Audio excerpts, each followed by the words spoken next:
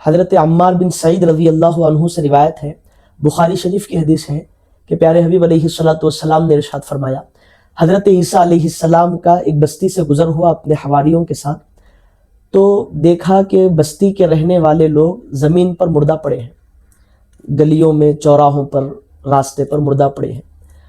تو حضرت عیسیٰ علیہ السلام نے اپنے حواریوں سے کہا کہ یقیناً اس بستی پر اللہ رب العزت کا عذاب نازل ہوا، اسی وجہ سے سب لوگ مردہ پڑے ہیں، ورنہ تو ان کو دفن کیا جاتا۔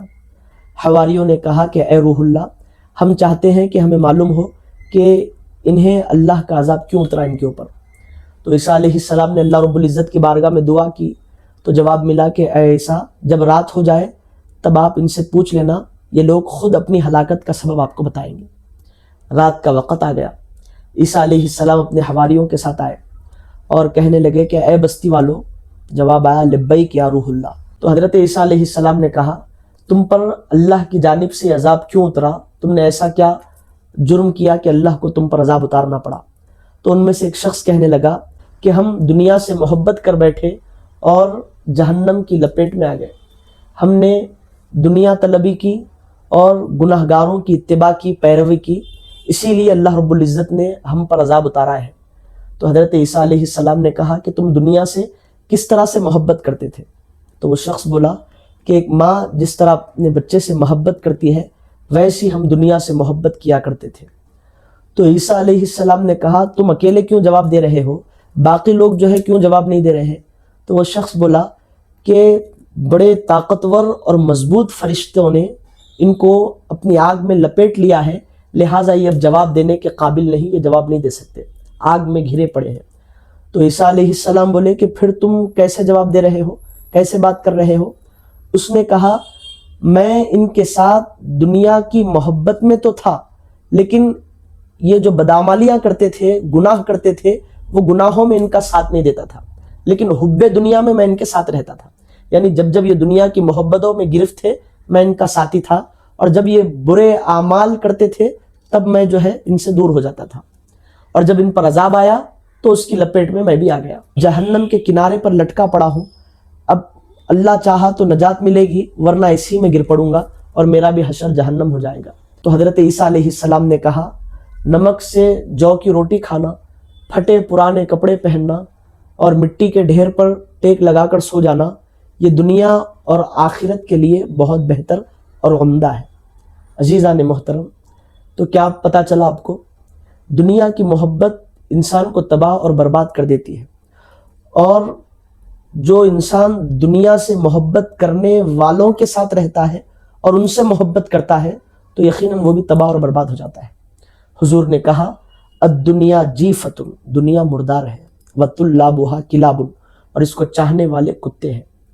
اور یہ بھی روایتیں ملتی ہیں کہ فنا ہونے والی چیز کو باقی رہنے والی چیز پر ترجیح نہیں دینا، یعنی باقی رہنے والی چیز کو ترجیح دینا ہے، اس کو ایکسیپٹ کرنا ہے، اور فنا ہو جانے والی چیز کو چھوڑ دینا ہے۔ تو دنیا کی محبت انسان کو تباہ اور برباد کر دیتی ہے۔ جیسا آپ ہم بولتے ہیں مثالوں میں کہ تھوڑا کھانا خوش رہنا میاں، ایسے کام نہیں کرنا، پریشان ہو جاتے۔ تو حضرت عیسیٰ علیہ السلام بھی بولے نمک سے، اس وقت زمانے کی بات، نمک سے جو کی روٹی کھانا، پھٹے پرانے کپڑے پہننا، مٹی کے ڈھیر کو جو ہے تکیہ بنا کے سو جانا، لیکن جو ہے دنیا کے نہیں ہو جانا، ورنہ اللہ کے عذاب سے انسان کو کوئی بھی نہیں بچا سکتا۔ اللہ رب العزت نے انسانوں کو پیدا کیا، جنات کو پیدا کیا، کیوں؟ کیا وجہ ہے؟ ما خلقت الجن والانس الا لیعبدون۔ ہم نے دنیا، ہم نے آسمان، ہم نے جنات اور انسانوں کو اسی لیے پیدا کیا ہے کہ وہ دنیا میں رہ کے اللہ کی عبادت کرے۔ بچوں کی محبت میں اس قدر ڈوب گئے، مال کی محبت میں اس قدر ڈوب گئے کہ ہمیں اللہ رب العزت یاد نہیں آتا۔ اللہ نے کلام میں ارشاد فرمایا یا ایھا الذین آمنوا لا تلھکم اموالکم ولا اولادکم عن ذکر اللہ۔ اے ایمان والو، تمہیں تمہارا مال اور تمہاری اولاد اللہ کے ذکر سے کہیں ہلاک نہ کر دے۔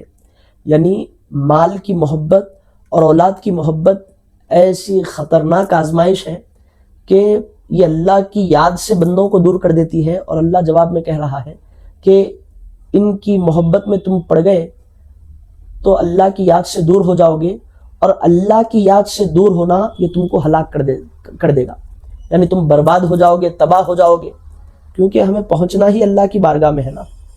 تو اللہ نے کہا کہ تم برباد ہو جاؤ. وَاعْلَمُوا أَنَّمَا أَمْوَالُكُمْ وَأَوْلَادُكُمْ فِتْنَةٌ.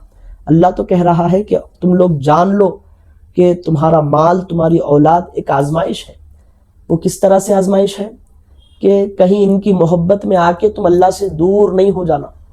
ٹھیک ہے، اللہ کے ذکر سے تم جو ہے دور نہیں ہو جانا.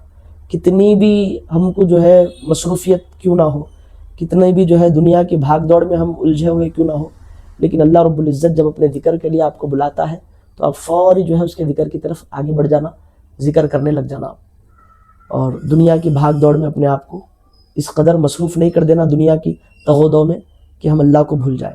یعنی دنیا تو کرنا، دنیا کے نہیں ہو جانا، دنیا میں اپنے آپ کو نہیں بسا دینا.